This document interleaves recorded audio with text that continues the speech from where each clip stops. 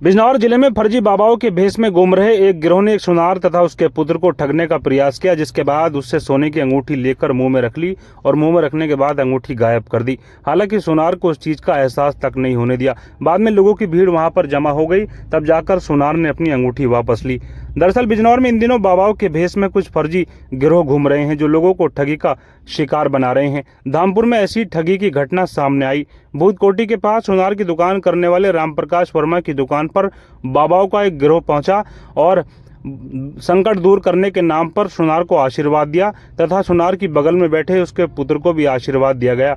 इस दौरान बाबाओं के गिरोह ने सुनार के बेटे से कहा कि दुकान से बाहर आओ, आपके संकट हम अपने अंदर ले लेंगे।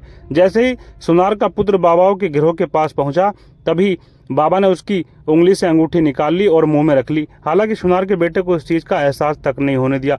बाद में जब ठगी का शिकार बनाकर बाबाओं का गिरोह वहां से खिसक रहा था, तभी सुनार को ठगी का एहसास हुआ। तब जाकर वहां पर भीड़ इकट्ठा हुई और सुनार ने अपनी अंगूठी वापस ली। हालांकि ये नज़ारा देख हर कोई हैरान था।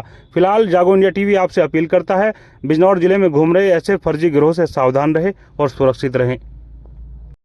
राम प्रकाश जी, एक वीडियो हमारे पास आई है आपकी शॉप की। उसमें कई नांगा बाबा जो है दिखाई दे रहे हैं और एक अंगूठी जो आपके बेटे के हाथ में थी वो किस तरह से उन्होंने गायब की है, क्या पूरा मामला है? वो गायब उन्होंने अंगूठी उतारने के बाद बस ये कहने लगे बस अंगूठी उतार में और सीधी अपने मुंह में रख ली उन्होंने। और मुंह में रखने के बाद बोले हमने सारे तुम्हारे कष्ट ले लिए।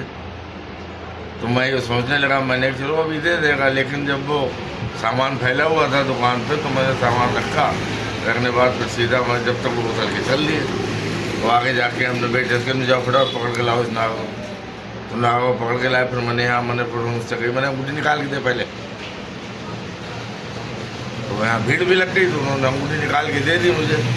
बस तो इतना ही कहना है कि इन नागाओं से बाबाओं से सावधान रहे, ये सब ढोंगी है और ये पता नहीं कब क्या करते हैं किसी के साथ। कितने लोग थे?